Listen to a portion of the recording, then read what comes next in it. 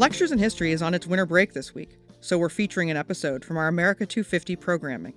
C-SPAN is the official media partner of the America 250 Commission, which is responsible for planning and producing the nationwide commemoration of the nation's 250th birthday. Each week, American History TV highlights America 250 events and programming. This week, the National Park Service and other organizations gather in Boston to mark the 250th anniversary of the Battle of Bunker Hill. As stewards of our nation's natural and cultural heritage, the National Park Service is committed to preserving the sites that define who we are as a nation and telling the stories of all who are connected to these places. At the National Parks of Boston, we have the profound honor to preserve and interpret many sites and stories of the American Revolution and beyond, from across the Boston Harbor Islands, along the Freedom Trail and the Black Heritage Trail. Here at Bunker Hill, we proudly preserve and share the rich history of what happened on this battlefield 250 years ago and the sacrifices that were made in the fight for freedom and liberty. On that fateful and consequential day, a mere 2 months after the shot heard round the world was fired on the battlefield of Lexington and Concord, a diverse coalition of New Englanders faced British armed forces as rebellion erupted into open war. Settlers of English and Irish descent, men of African descent, both freeborn and enslaved, and indigenous allies joined together in a common cause, each one of them driven by their own hopes, dreams, and aspirations, sought and fought for their personal ideals of liberty, justice, and duty. Throughout the Revolutionary War and beyond, what happened here at Bunker Hill served as a powerful inspiration and symbol of American commitment to liberty. Their service and sacrifice that day consecrated the very ground that we are all now gathered upon, and serves as a reminder that the cause for freedom continues in the work that we do currently today as Americans.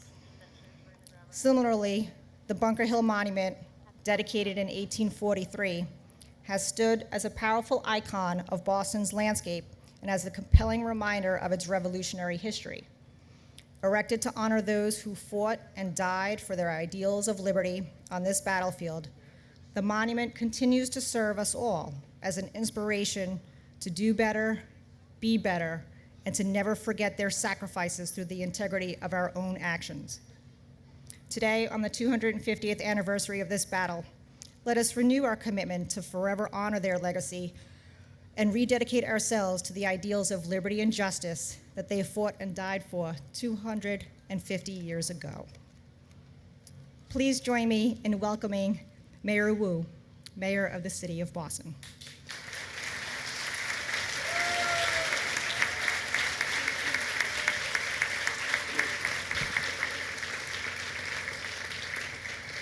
Thank you so much, Superintendent. Thank you for all that you do and for all of your colleagues' leadership and work at the National Park Service. And thank you to everyone for being here today. I am honored to appear alongside these distinguished guests. Hello, Governor and Representative, and to all of the General and to all of the leaders up here who are serving our country, have served our country, and are taking care of our neighborhood. We spent a lot of time together the last couple of days and weeks preparing for this big moment, and today the official commemoration is an incredible honor to be here. Congratulations. I see the chairman of the parade committee. We had a great day on Sunday. Thank you, Mr. Hurley.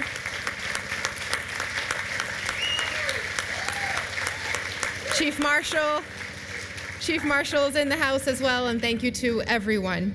I'm so grateful to the Bunker Hill Monument Association, to Annette Tecci for your leadership as president, and to all the members for your unflagging stewardship of our nation's longest running commemoration. We are going to be hearing from best-selling author and decorated historian Nathaniel Philbrick shortly, so I'm not going to pretend that I can offer anything in terms of the history that won't be more eloquently said by him and more dazzling. So I just want to keep it a little bit personal. And as you can see, she's sound asleep already. And for me, this moment, in many ways, is about family and the fight that we each have within us to do the right thing for the people we love most, the people we will put our whole lives toward taking care of, and the people that we are going to fight to make sure there's a world to pass on to. Every day in the last 5 months since our beautiful third child entered into the world has been a constant reminder of what's at stake. What kind of world will she and all of our kids grow up in? What are the daily joys or challenges or experiences that she'll have to face as she's walking around the streets of Boston every morning as she's getting up and going to work? These are questions that I won't necessarily know the answer to in many decades into the future, but I'm focused on what's right in front of me in this moment. As a mom, you're constantly worrying about, is she hungry? What's to do next? Is it diaper time? This and that and the other. When's the sleep coming and all that? How are we setting up our young people to have the best possible lives in this moment, but also into the future? And what strikes me about this battle, about this moment in our history, is that 250 years ago today, regular, everyday people with no military training, farmers, shopkeepers, doctors, fathers and uncles, brothers, neighbors, cousins, asked themselves the same question. What would it take in this moment to do the best that I possibly could to love my community, to take care of the people who are most important to me in my life? 250 years ago, right here, they gave their answer, knowing that they were up against unthinkable odds, knowing that they might not live to see the impact of their actions. They took up arms and laid down their lives to fight for a future in which their children could be free. And sometimes, living in Massachusetts, living in Boston, the cradle of liberty, it's easy to forget that there were actually 12 other colonies all suffering under the same oppressive rule. 12 other colonies with their own industries and cities and towns and community members, their own leaders, their own grievances against the crown. But it was the people of this city, our city, who stepped up to act. It was the people of Boston and of Charlestown who spoke out against the injustices that they saw with their own eyes and decided to take up that task of building a better future with their own hands. And every year, we come back here to this spot to celebrate the history, not because of what it says about who we were, but because of what it says about who we are and who we continue to be. We celebrate this history because the people of Charlestown and the people of Boston continue to wake up every day and make a choice to never allow our history to become something that just sits on a shelf collecting dust. Here in Boston, our history has always been our guide, has always been the truest glimpse of who we are, what we believe, and what we believe is worth fighting for. 250 years later, we have our fair share of big, looming questions about what the future will hold. We face some serious odds, and we may not live to see the impact of our actions. But what we do know is that we will continue to give whatever it takes to provide the best possible shot at the lives our families deserve. We will never stop fighting for the people we love and the place we call home. And Charlestown has continued to lead by example. So I want to thank everyone here today, the descendants of those who fought in this battle, the veterans, military families, Gold Star families, for continuing to be our source of inspiration and our strength. May we never forget who we are and what we can do together. Happy Bunker Hill Day.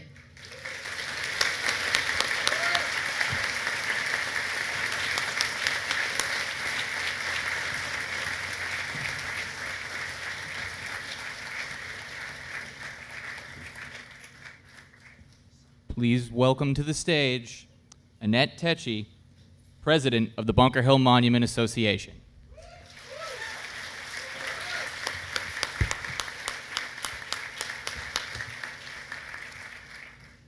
What a wonderful day.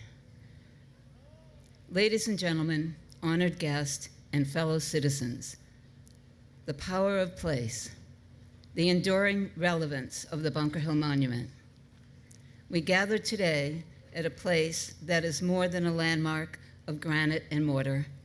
We gather today at a place that stands as a powerful reminder of who we were and who we still strive to be.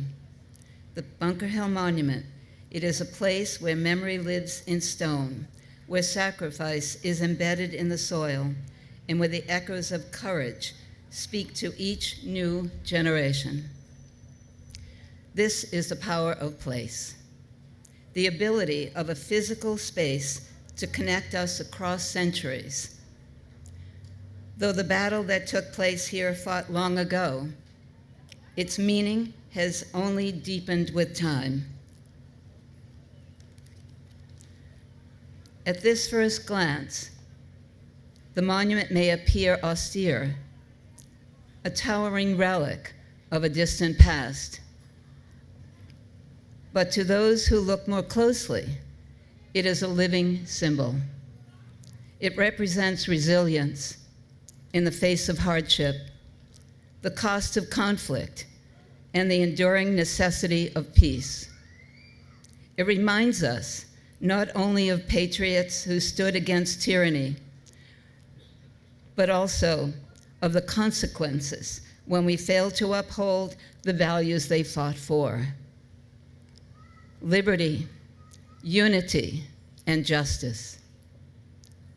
The monument grounds us in an era where speed and convenience often overshadow reflection and responsibility.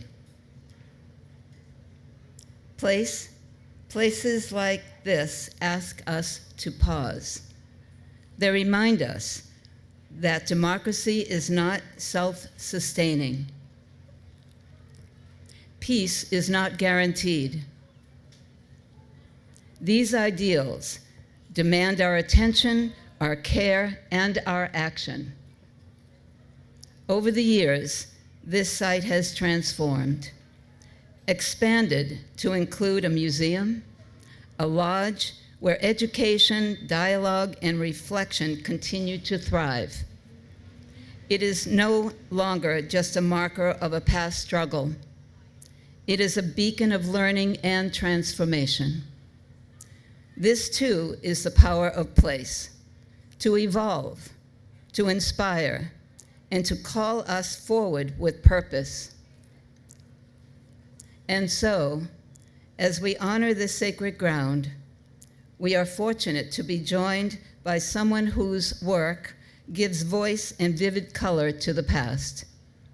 Nathaniel Philbrick is a distinguished historian and author whose storytelling reminds us that history is not distant.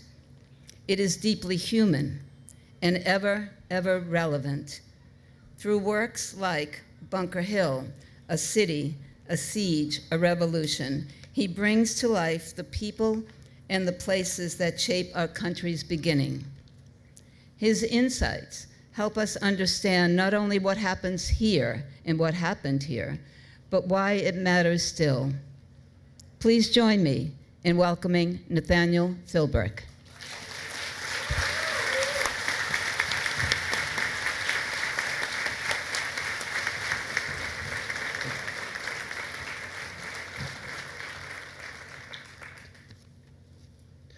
John Quincy Adams never forgot the afternoon of June 17, 1775. He was just 7 years old when he stood with his mother Abigail on a rise of land near the family home in Braintree and watched the Battle of Bunker Hill. In the distance, more than 10 miles away, Charlestown was a raging inferno as more than half a dozen British warships fired their cannons at the ragged line of provincial soldiers dug in across the width of Charlestown Peninsula. I saw with my own eyes those fires, he later remembered, and heard Britannia's thunders in the Battle of Bunker Hill, and witnessed the tears of my mother and mingled with them my own. They feared, he recounted, that the British troops might at any moment march out of Boston and butcher them in cold blood, or take them as hostages and drag them back into the besieged city. But what he remembered most about the battle was the hopeless sense of sorrow that he and his mother felt when they learned that their family physician, Dr. Joseph Warren, had been killed. Warren, president of the Massachusetts Provincial Congress, had been recently made a major general, and his loss was keenly felt by every patriot in Massachusetts and beyond. Abigail Adams wrote her husband John, then 300 miles away at the Continental Congress in Philadelphia, "We want him in the Senate. We want him in his profession. We want him in the field. We mourn for the citizen, the senator, the physician, and the warrior." But her son had other reasons for mourning the doctor's loss. Only recently, Warren had saved John Quincy Adams' badly fractured forefinger from amputation, and the death of this beloved physician was a terrible blow to a boy whose father's mounting responsibilities required that he spend months away from home. Even after he had grown into adulthood and become a public figure, John Quincy refused to attend all anniversary celebrations of the Battle of Bunker Hill. Still, one might have thought that 68 years later, when an enormous crowd gathered at this very spot to celebrate the completion of the new 221-foot-high granite obelisk that towers above us today, he might have finally relented and joined in on the festivities. By then, he was a 75-year-old member of the U.S. House of Representatives, who also happened to have been the 6th President of the United States. But he stubbornly did as he'd always done. He spent the day at his home in the section of Braintree now known as Quincy, visiting his seedling trees and attending to his correspondence. Part of Adams' problem in 1843 was that he was frustrated by the reluctance of most political leaders of the time, including Daniel Webster and President Tyler, who were both in attendance that day, to join him in actively opposing slavery.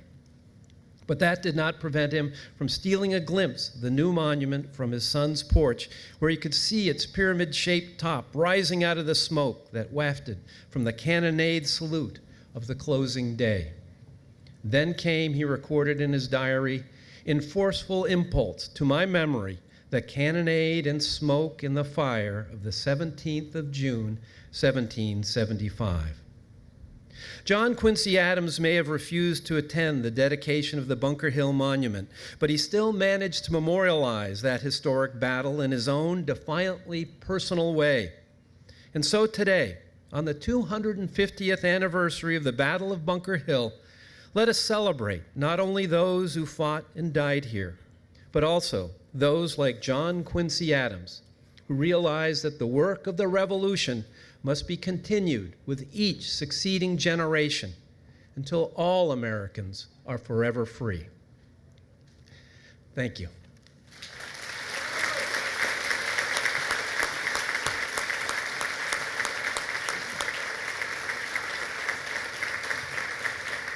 It now gives me great pleasure to introduce Boston's Poet Laureate, Emmanuel Opunyabois. Emmanuel.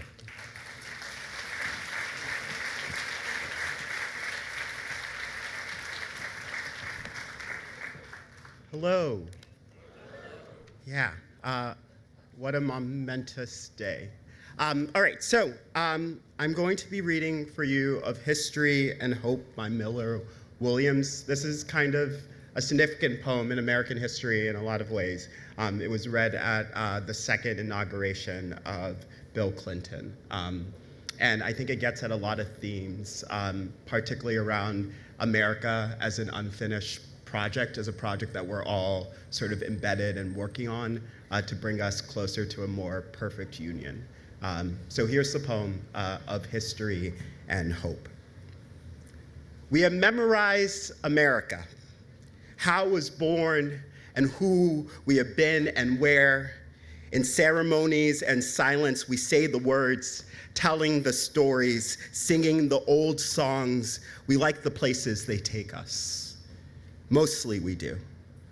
The great and all the anonymous dead are there. We know the sounds of all the sounds we brought, the rich tastes of it on all our tongues, but where are we going and why and who? The disenfranchised dead want to know. We mean to be the people we meant to be, to keep on going where we meant to go, but how do we fashion the future? Who can say how, except in the minds of those who will call it now? The children, and how does our garden grow? With waving hands, oh, rarely in a row, and flowering faces and brambles that we can no longer allow. Who were many people coming together cannot become one people falling apart. Who dreamed for every child an even chance cannot let tuck alone turn doorknobs or not, whose law was never so much of the hand as the head, cannot let chaos make its way to the heart. Who have seen learning struggle from teacher to child cannot let ignorance spread itself like rot. We know that we have done and what we have said, and how we have grown degree by slow degree, believing ourselves towards all we have tried to become, just and compassionate, equal, able, and free. All this in the hands of children, eyes already set on a land we can never visit. It isn't there yet, but looking through their eyes, we can see what our long gift to them may come to be. If we can truly remember, they will not forget. Thank you.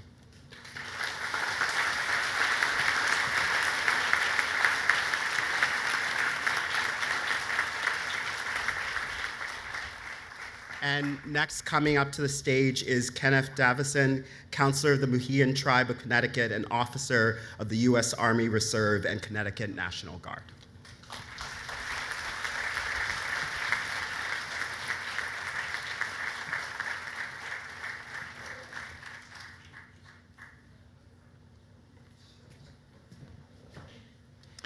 Good afternoon. I'm Mohegan Tribal Counselor Ken Davison. As a veteran of the U.S. Army Reserve and Connecticut National Guard, I bring greetings from our military veterans of the Mohegan Tribe of Indians of Connecticut. On their behalf, I am here today to honor Samuel Ashbow Jr., the first Native American to die for this new nation as an ally at Bunker Hill on this day 250 years ago. I'm here today not only in my capacity as a tribal counselor and a veteran, but also as the son of the late Mohegan archivist, Faith Davison, who uncovered the research showing that young Mohegan warrior Samuel Ashbow Jr. was indeed the first soldier of his people to make the ultimate sacrifice for America. 3 of Samuel's brothers also perished in the war, and his pregnant wife and young son died after the war. The Mohegan tribe is your New England neighbor, located along the Thames River, also known as the Massapequa in southeastern Connecticut. For Mohegans, the American Revolutionary War was not a win, despite the tribe's long-standing alliance with the colonists, first initiated by the legendary Chief Uncas in the early 1600s. In the 1700s, America's war for independence from England resulted in a generation of tribal families being nearly wiped out. Native American rights and freedoms were suppressed by the new nation's leaders who disallowed our indigenous American language, clothing, religion, and pre-existing tribal gender equality. For Mohegan lands and the Massapequa or Thames River, the 1700s began an ecological devastation that continues. I wish to thank the National Park Foundation and National Park Service for supporting the creation of a short film about this war's impact on the Mohegans, titled Up and Down the River, written, directed, and acted in by Mohegans and members of other tribes, including Massachusetts' own Wampanoag Nation. I hope you'll have the chance to watch it. The film includes the stories of Chief Ann Uncas, a Mohegan woman around 1730, who was kidnapped and forced to marry her cousin by Connecticut Governor Talcott so that colony could authorize him to rule in her stead due to what were known as civilizing measures that disallowed women leaders. This film speaks to the centuries-long efforts of Mohegans to regain rights and freedoms of speech, expression, religion, and gender equality. This Mohegan journey experienced a milestone in 2010 with the tribe's appointment of our first woman chief in 200 years, Secha Mutawi Mutahash, also known as Dr. Lynn Malerba. Then, in 2022, Chief Malerba was appointed by President Biden to serve as the first Native American treasurer of the United States of America. The American Revolution's ideals have always been a work in progress. Here, on the 250th anniversary of Bunker Hill, Mohegans thank and honor all those who fought, often not for immediate gratifications of enhanced rights and freedoms, but for the hope of a better tomorrow. I wish everyone here the fulfillment of those freedoms. Thank you.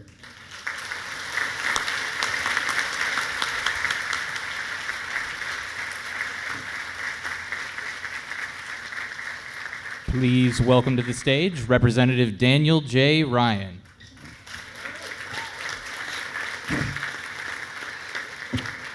Thank you. Thank you all.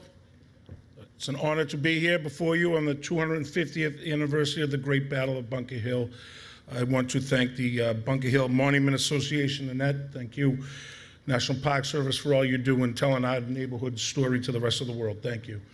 And American Legion, Commander Dan Noonan will be up here shortly. Also, thank you for bringing this together. In all of our program participants for continuing this time-honored tradition and just bringing it to a bigger stage this year. I also give these remarks on behalf of two of my local colleagues here that represent Charlestown with me, Senator Sal DiDomenico, Gabriella Coletta. I also see Zapata, also Coletta Zapata, sorry. And I also see President of the City Council, Ruthie Louisiane there. Thank you. We work as a team, so I'm speaking for all of us, and you should thank them because of their gracious humility. You got 8 extra minutes to your afternoon today, so that's worth voting for right there. Mayor Wu, thank you for a tremendous week. Thank you for all you did to bring these events to our neighborhood, but also the clean streets, the safe streets, so that we could share our neighborhood with the rest of the country and the rest of the world. Thank you. Congresswoman Presley, thank you for all you do for us in Washington, D.C. We really appreciate the work you do. It's not easy down there in the swamp. And they copied our monument, too. But thank you.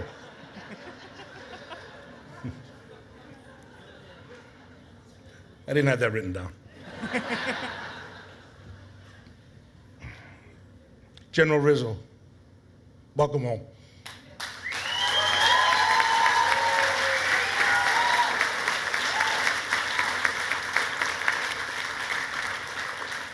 As elected officials in this experiment that we call representative democracy, it's not lost on us. We know that for us to represent our neighborhoods, our families, our friends in the halls of government, it's only done because of the blanket of protection provided by the men and women in uniform around the globe. Thank you.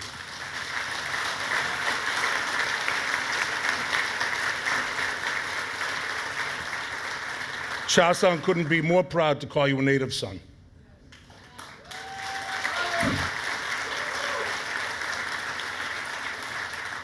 And speaking of representative democracy and welcomes homes, it is my great honor, a privilege, to do this next introduction. That's what I'm really up here for. I'm going to introduce somebody who has walked our streets, shopped in our stores, and given out Halloween candy to our children when she lived here in Charlestown. What better example of democracy can that be? And she lived on Winthrop Street, named after another governor, John Winthrop, who called Boston a shining city upon a hill, which we are and we will continue to be, a beacon of light for the rest of the world.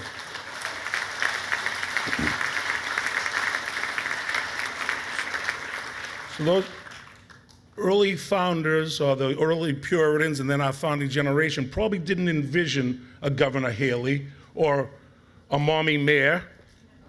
Yeah, actually, Abigail Adams probably did, right? Abigail Adams, she saw that one coming. Yeah. But they did envision local control over local affairs, not appointed governors from overseas. And that's what we're here to celebrate here today. We commemorate the men who fought here, and we celebrate the government that come out of the ashes of Charlestown in the battle. And without further ado, I want to welcome our former floor general when she was in college, attorney general when she lived here in Charlestown, now our governor, Maura Healey.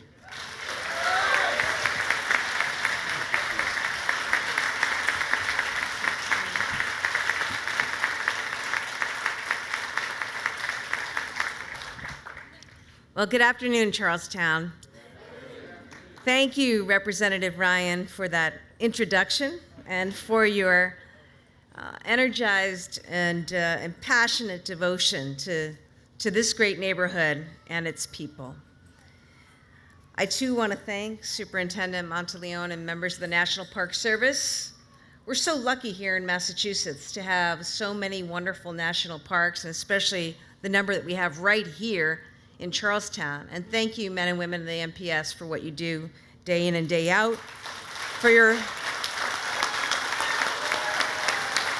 it is important.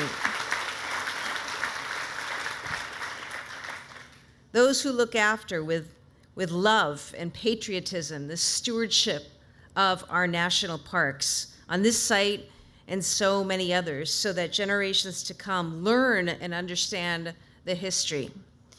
Thank you to Annette Tecci and members of the Bunker Hill Monument Association, to Nathaniel Philbrook for sharing your words with us today. I'm thinking about John Quincy Adams as a little 7-year-old, and I appreciate that image. I'm sorry he didn't get over it to partake in the celebrations of this great monument. Nevertheless, to my colleagues in government, thank you for your service and for all you do. Mayor Wu, appreciate you, and all you do for the city of Boston, Massachusetts.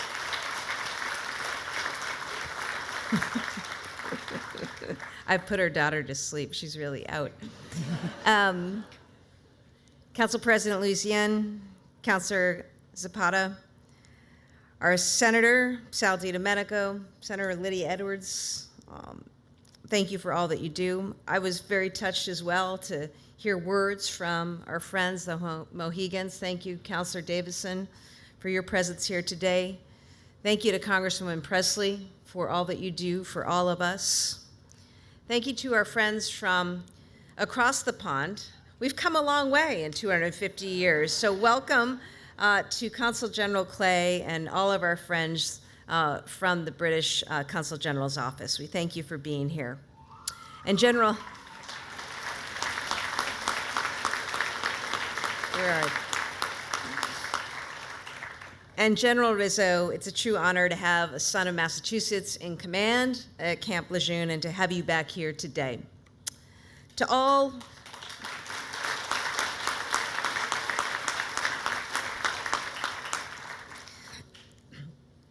the service members who are with us and veterans, the true heirs of our revolutionary heroes and past.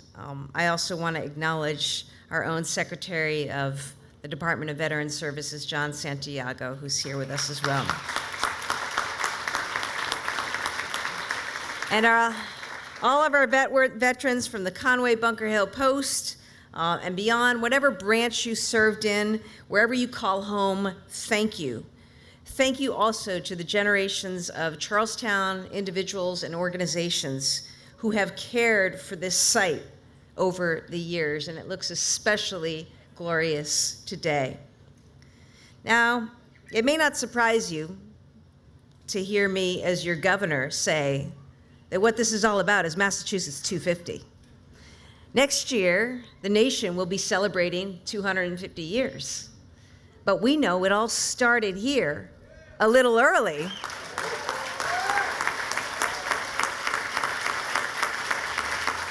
Because we went first. And 250 years ago, to the day, to the hour, to the minute, Bunker Hill was the battle that left no doubt.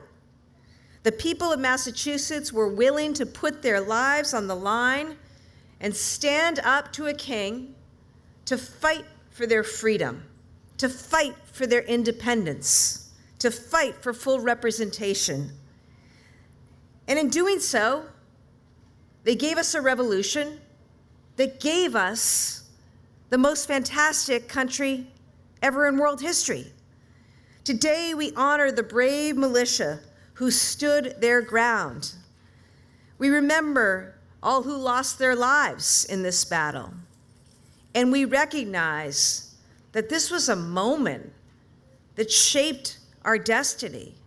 We're here today because of all that transpired and because of the will and the courage of some folks who maybe weren't as trained or as armed as the force on the other side, but brought such guts and such courage and some clarity of vision, who they were and where they wanted to go for their family and their community.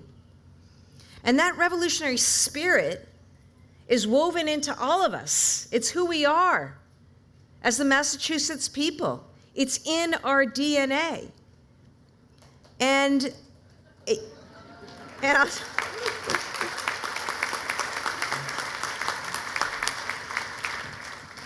It's in our DNA and woven deeply into the culture and all that we do, leading the way for freedom, leading the way for democracy, leading the way in education, in health, in science, in innovation. We continue to be a state of evolution and revolution, and that's a good thing.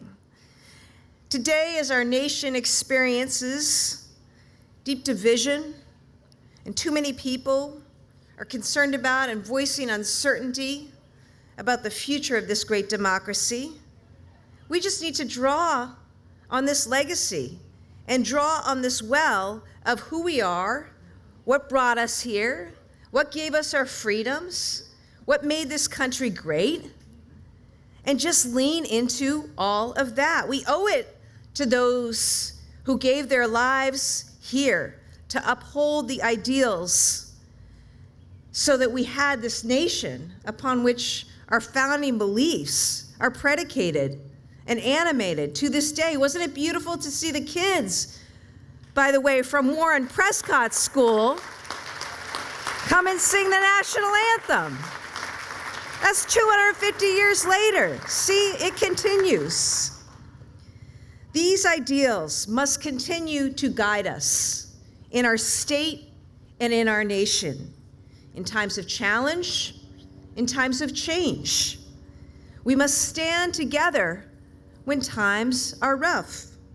We must be determined to strengthen our bonds, to strengthen our democracy, to defend our liberty, and to inspire always the generations that come after us. I am so grateful and so privileged to be governor of a state where that is possible. I see it every day in the good works, in the goodwill, in the common humanity of so many. We need to embrace that, take a moment to reflect on that, and today we remember a battle, and we remember so much more. We remember, Massachusetts, who we are as a nation. God bless you, God bless America, and God bless the great United States of America.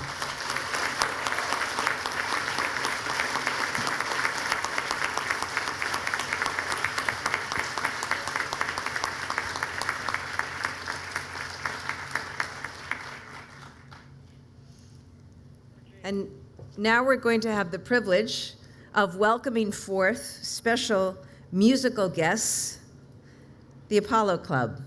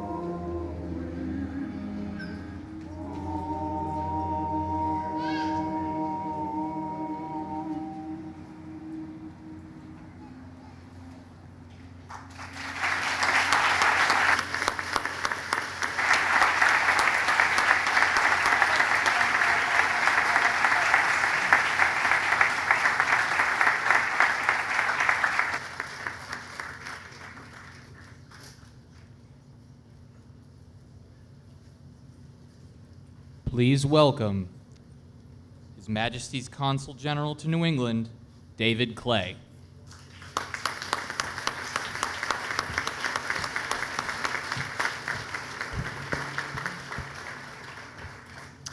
Good afternoon.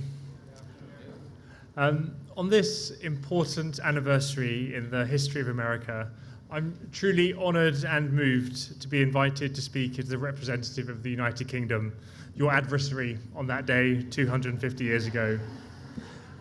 But the invitation and also the wonderful flag garden with the American and UK flags side by side are both gestures entirely in keeping with the spirit of generosity and friendship towards the UK that I've been met with in Boston since my arrival here 10 months ago. Thank you.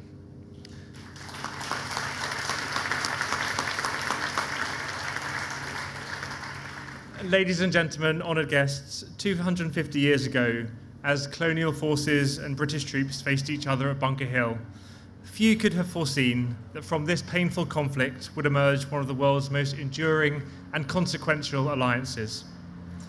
At the time, this was not viewed as a conflict between Americans and Britons, but between fellow countrymen.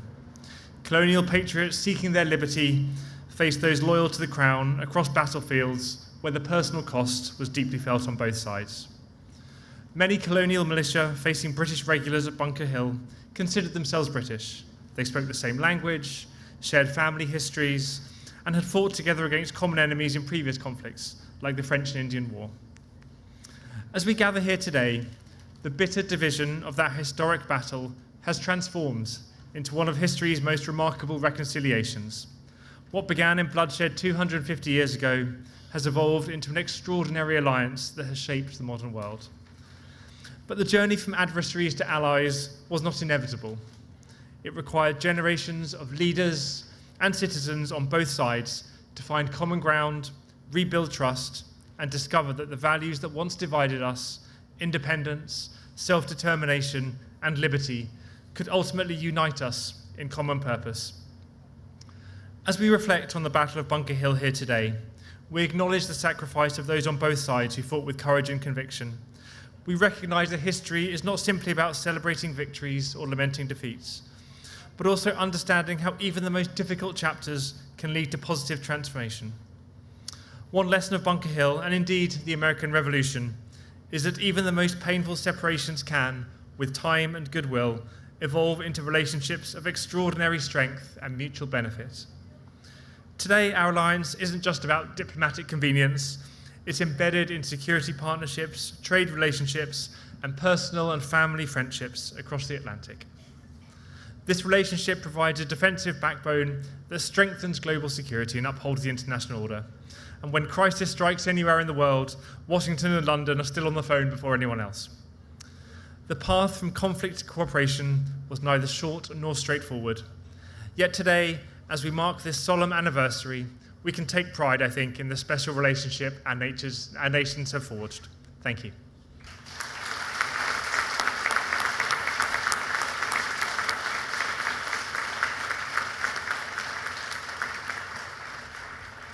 It is now my great pleasure to introduce our next speaker, Commodore Roger Redwin, the Royal Navy's attaché in the United States.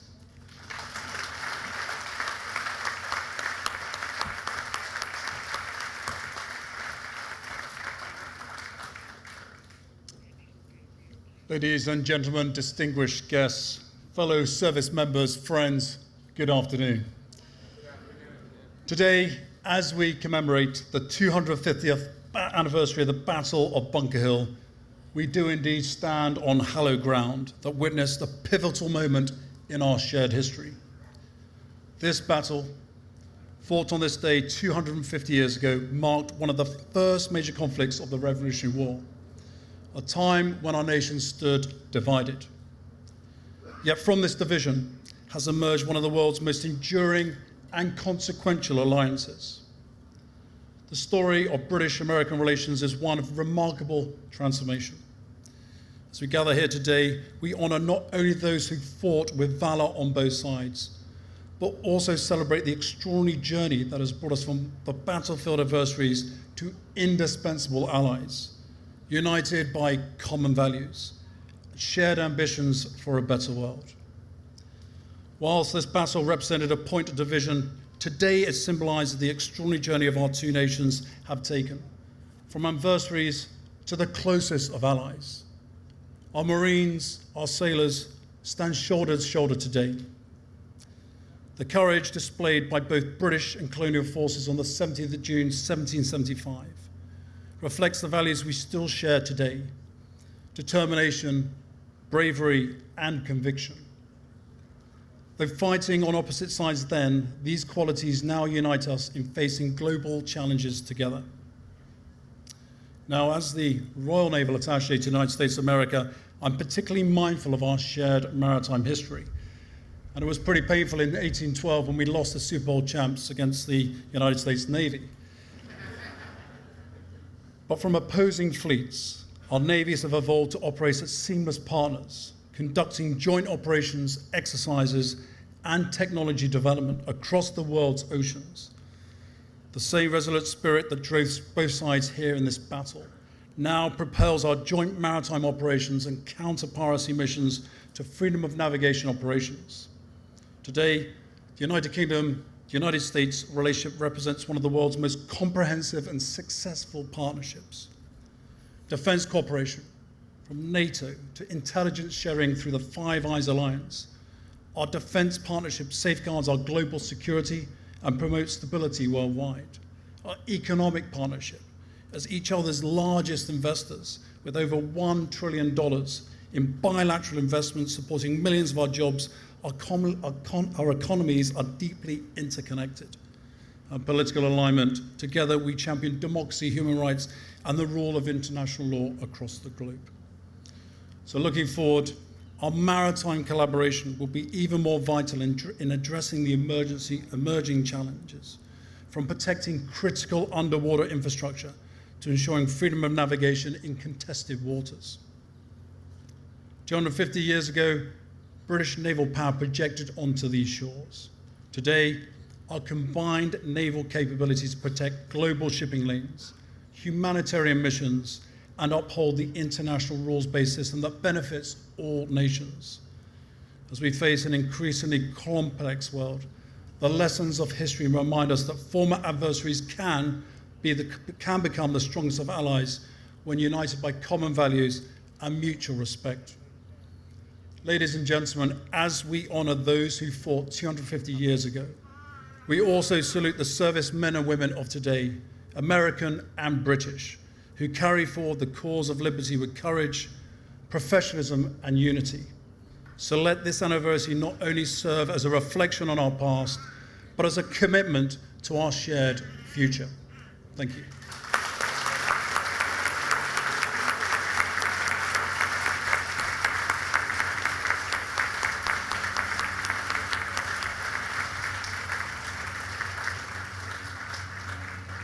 Please welcome the United States Army Field Band.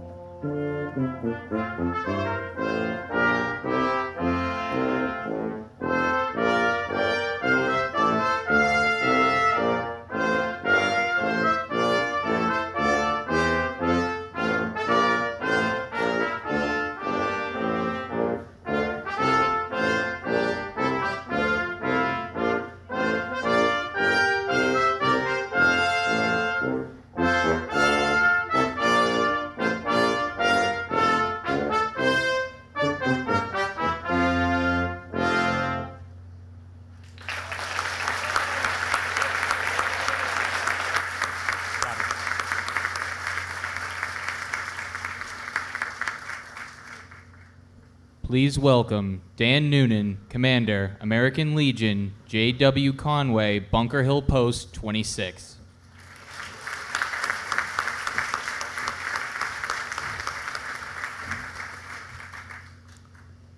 Ladies and gentlemen, honored guests, on this very special day, I'm honored to represent the American Legion and Veterans of Charlestown to introduce the orator for the Battle of Bunker Hill's 250th commemoration. The J.W. Conway Bunker Hill Post has had a long-standing tradition of being part of the Battle of Bunker Hill Day commemoration, and I'm proud to continue the tradition of previous Charlestown American Legion leaders like James Conway and Arthur Hurley. Earlier this week, we honored the memory of General Joseph Warren with a Hero Square, and today we are honored by having a Charlestown native, Brigadier General Ralph Rizzo, Jr., United States Marine Corps, honor us as the orator. When I was asked to introduce Brigadier General Rizzo, I struggled with what to say. I wasn't sure how to introduce him and do him justice. I knew of him, but I didn't actually know him. So I reached out to his friends and family and asked them for insight, and I learned quite a bit about the general. Needless to say, we all know he grew up in Charlestown. He's blessed with a very strong family. His phenomenal mother and father raised him right and taught him many lessons that would carry him through life. He's also blessed with a wonderful wife, Mila, and 3 great children, Mark, Nick, and Arlene. And as I can attest, you need a strong family to have a successful military career. He grew up in Charlestown in St. Catherine's Parish, was an altar boy at church, played sports, was a typical active kid in Charlestown. He went to Columbus High and was a member of the '84 state championship hockey team. And as we know, hockey is life here in Charlestown. He also won the Athlete of the Year at Columbus. His teammates described him as dedicated with a lot of perseverance. They told me some other stories, sir, but I can't share them right now.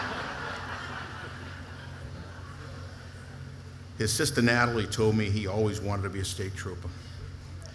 And after graduating from Western New England College, he worked as a police officer while trying to reach this goal. But lucky for us and the country, he took another path and enlisted in the United States Marine Corps. And subsequently, that was lucky for his sister Natalie too, because as she told me, his enlisting in the Marine Corps vaulted her into favorite child status with her mother, who originally wasn't too happy with the general joining as an enlisted Marine Corps. But eventually his mother came around. One thing that stuck out most when I spoke to his sister was how she described her brother's feelings toward Charlestown. He always remembers his past and being from here. Still to this day, when asked where he is from, he says Charlestown. Not Boston, not Massachusetts, sorry. As many of us know, Charlestown is not just a town in Boston, it's a way of life.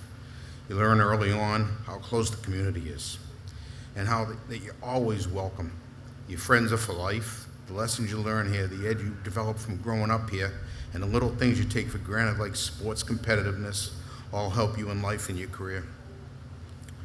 Strong family, perseverance, dedication, and life lessons from Charlestown.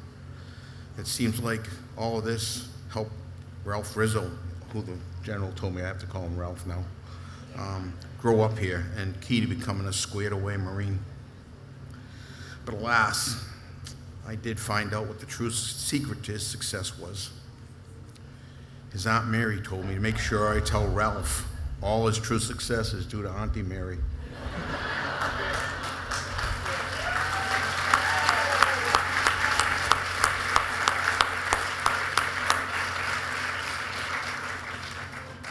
Brigadier General Rizzo has served in the United States Marine Corps for 36 years. He started his career in 1989 as an enlisted Marine. After achieving the rank of sergeant, he was accepted to the enlisted commissioning program in 1994 and began his Marine Corps officer career. He is a graduate of the basic school with honors, the Infantry Officers Course, Logistics Officers Course, U.S. Naval War College with honors, Marine Corps War College, and High Command and Staff course at the United Kingdom Defense Academy. He's been a platoon leader, an executive officer, a weapons company commander, and a company commander. He served in Operation Iraqi Freedom, as well as Operation Enduring Freedom in multiple capacity. He has served in many roles at numerous Marine Corps installations until assuming his current assignment of commander, MCI East, MCB Camp Lejeune, in May 2024. Following U.S. Senate approval, he was promoted to his current rank of Brigadier General on January 13, 2025, making him the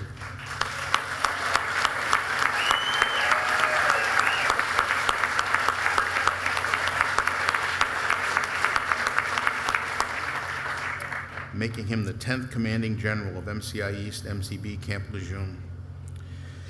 Please join me in welcoming home today's orator, Charlestown's own Brigadier General Ralph Rizzo, United States Marine Corps.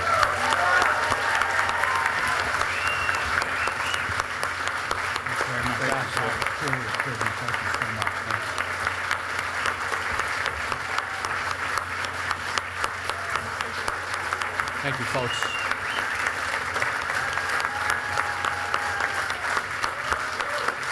Thank you, folks. Thank you. Well, good afternoon, folks. It's truly an honor to be here as a native son of Charlestown. Today, as I stand here, I experience two firsts, all at the same time. As of the 20th, I will start my 36th year in the United States Marine Corps, and I've spoken at many events, but I've never followed a governor, a mayor, a state representative, a consul general, a senior commodore in the British Navy, a tribal official, a renowned author, a poet laureate. So there is no pressure, folks. I'll be fine. The second first, Madam Mayor, I've spoken at many events in my years, and I've never once put anyone to sleep before I started speaking, except your beautiful baby. So those are my two firsts. But I noticed she did wake up for the U.S. Army Field Band, but I'll do my best not to put her to sleep again when I start. Folks, before I get started, I do want to offer another round of applause for two special groups here today. The Constitution and their color guard. Commander, your sailors look superb. Well done.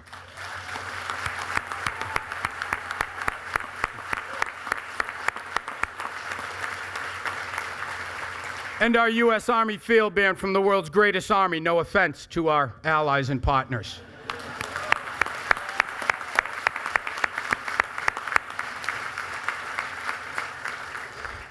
Folks, to our senior elected officials and DVs already on the stage, honors are deferred to those already rendered.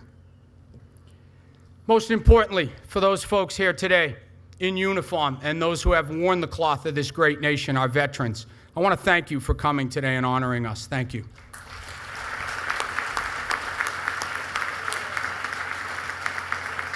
To our veterans and service members among us today who have served under our nation's flag, at home in peacetime and across many a foreign shore, on battlefields whose names have long been forgotten by all but those who fought and bled there. Thank you for joining us.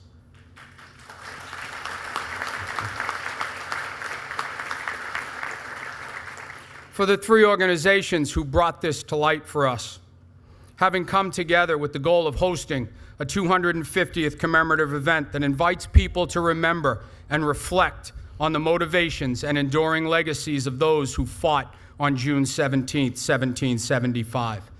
The belief is that by connecting the nation's past with its present, the monument inspires each of us to consider our personal role and responsibility in shaping the future of this great nation.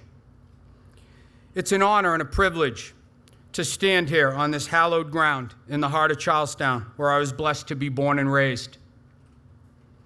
The place where echoes of our nation's birth still ring as loud and clear as that shot heard round the world did that faithful day. Some may remember, and it is not lost on me, that my mother, Eleanor, was one of the speakers at this very event in 2003 when I was in Iraq during the invasion. She said in a letter before I had deployed, she admired me, and I quote, for being able to put down your rake, your car keys, and your children, and to do for others what they could not or would not do for themselves. When really it is I who admire her, as I was so very proud of her for speaking and representing all of us in uniform that day who had deployed. And I just hope not to let her down today.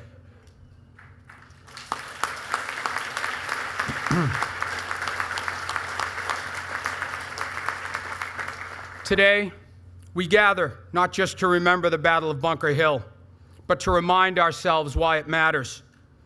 On June 17, 1775, ordinary men, farmers, blacksmiths, and tradesmen put down their rakes and their children and picked up their muskets and stood against one of the most formidable armies in the world and now our staunchest allies.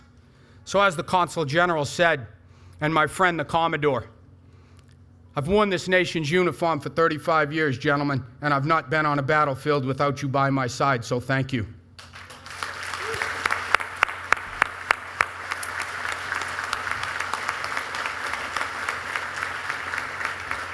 But those farmers, those blacksmiths, and those tradesmen fought not for conquest, not for glory, but for an idea that freedom is worth fighting for, that self-governance, liberty, and dignity are not granted by kings, but earned by patriots.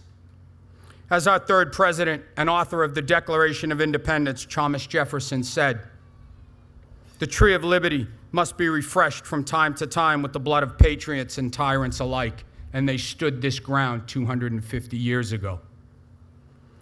Our founding fathers and all those who fought on this ground understood that freedom is never free, and it must be protected at all costs for our children's children. For it is never more than one generation away from extinction. It's not passed in the bloodstream. It must be fought for and handed on for them to do the same.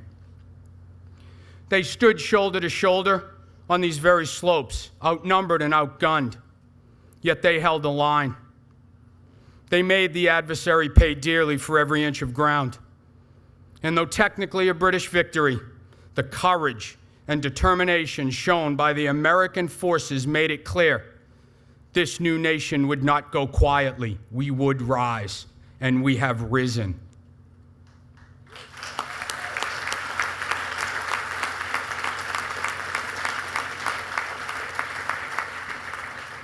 "250 years later, we're still rising. We're striving to be that beacon you speak of, Dan. Striving to be what our founding fathers envisioned when they signed their names to the Declaration of Independence and started this experiment in democracy. As a son of Charlestown, I know firsthand how deep the roots of service run in this community. From the hills of Breeds and Bunker to the sands of Iwo Jima, to the jungles of Vietnam and the deserts of Iraq and Afghanistan, Charlestown has always answered the call. The spirit of those who fought in 1775 lives on today in every soldier, sailor, airman, and Marine who continue to wear the cloth of this nation." Exactly. I've worn this nation's uniform for over 3 decades now, and I've stood beside warriors from every corner of America, young men and women who, like those who fought on these hills in 1775, didn't hesitate when the moment came to move to the sound of the guns and into the belly of the beast. I've witnessed firsthand my Marines do amazing things on the battlefield. Not for country, not for the Constitution, not for mom or apple pie, but for the Marine to their right and their left, because the fear of letting them down was worse than what awaited them when they came out. As a Marine, I've had the privilege of leading some of the finest warriors our nation has to offer. During Operation Enduring Freedom 11 TAC 2, I had the honor and privilege of commanding Combat Logistics Battalion 6 as Red Cloud 6, their commanding officer. When we operated throughout the rugged, unforgiving terrain of northern Helmand Province, Afghanistan in 2010 to 2011, CLB-6 was tasked with the harshest of missions, sustaining the fight in the push-up Route Red in the Kajaki Dam area, key terrain sought by both sides who would bleed dearly for it. Moving vital supplies and equipment and fuel through some of the most dangerous and contested terrain in the country, at the time known as the most dangerous roads in the world. Our convoys pushed into places like Sangin, Musa Kela, and Nowzad, towns you'd likely never heard of before, but names you will never forget once you've watched your Marines fearlessly roll into them, knowing what waits down the road could change everything. But like our Marines, the patriots who stood firm on Breed's Hill in 1775 held fast, day after day, mission after mission, under fire and under pressure. They answered the call. They stood the ground. They didn't ask for credit. They didn't flinch. They just did the job. Quiet professionals serving a cause greater than themselves. What I saw in places like Iraq, Somalia, and northern Helmand Province was the same spirit our forebears showed here in Charlestown 250 years ago. It wasn't about flags or speeches. It was about grit, brotherhood, honor, and duty. It was about holding the line, no matter what came at you, no matter what they threw your way. Your boots did not move backwards 1 inch. That spirit is the thread that runs straight from Breed's Hill through every generation that has defended our freedom on the battlefields of the world, as they still do it today. But remembering isn't enough. We must live up to their example. We must be a nation worthy of their sacrifice. That means honoring not just the memory of the fallen, but also the needs of the living, supporting our veterans, standing by our Gold Star families. Yes.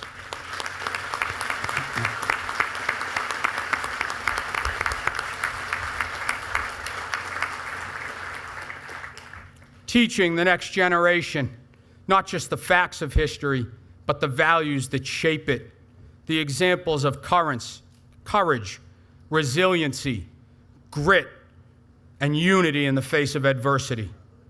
Let us also remember that the American Revolution was never meant to be a moment.